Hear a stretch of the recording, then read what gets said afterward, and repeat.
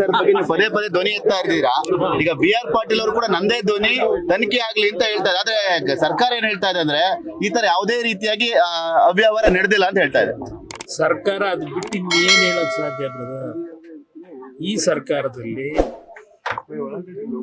ಎಲ್ಲಾರ್ಗೂ ಗೊತ್ತಿದೆ, 224 ಜನ ಶಾಸಕರಿಗೂ ಗೊತ್ತು ಏನ್ ನಡೀತಿದೆ ಅಂತ ಹೇಳಿ. ಶಾಸಕರುಗಳ ಹಣೆ ಬರವು ಅವ್ರ ಕ್ಷೇತ್ರಕ್ಕೆ ಏನಾದ್ರು ಯಾವ್ದಾದ್ರು ಸರ್ಕಾರದ ಕಾರ್ಯಕ್ರಮಕ್ಕೆ ಹಣ ತಗೊಂಡೋಗ್ಬೇಕು ಅಂದ್ರೆ ಎಲ್ಲ ಇಲಾಖೆಗಳಲ್ಲೂ ಹೆಚ್ಚು ಕಡಿಮೆ ಪೇಮೆಂಟ್ ಆಗಲೇಬೇಕು. ಇದು ನಡೀತಾ ಇರೋದು. ಮಾನ ಮರ್ಯಾದೆ ಇದ್ರೆ ಈ ಮುಖ್ಯಮಂತ್ರಿಗೆ ಪಕ್ಕದಲ್ಲಿ ಕೂರಿಸ್ಕೊತಾರೆ.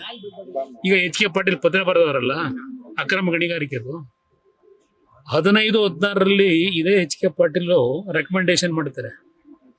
ಅದು ಇಟ್ಕೊಂಡು ದಿನ ಪೂಜೆ ಮಾಡುತ್ತವ್ರೆ ಈ ಕಾಂಗ್ರೆಸ್ ಸರ್ಕಾರದಲ್ಲಿ.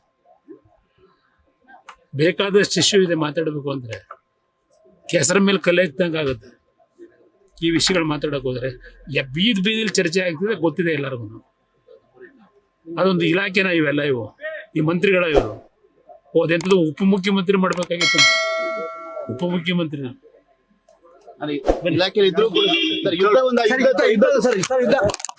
ಲೇಟೆಸ್ಟ್ ಹಾಗೂ ಇಂಟ್ರೆಸ್ಟಿಂಗ್ ಸುದ್ದಿಗಳಿಗಾಗಿ ಬಾಸ್ ಟಿವಿ ಕನ್ನಡ ಚಾನೆಲ್ನ ಸಬ್ಸ್ಕ್ರೈಬ್ ಮಾಡಿ.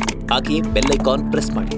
ಇದರ ಜೊತೆಗೆ ಫೇಸ್ಬುಕ್, ಇನ್ಸ್ಟಾಗ್ರಾಮ್, ಎಕ್ಸ್ನಲ್ಲೂ ಮಿಸ್ ಮಾಡದೆ ಫಾಲೋ ಮಾಡಿ.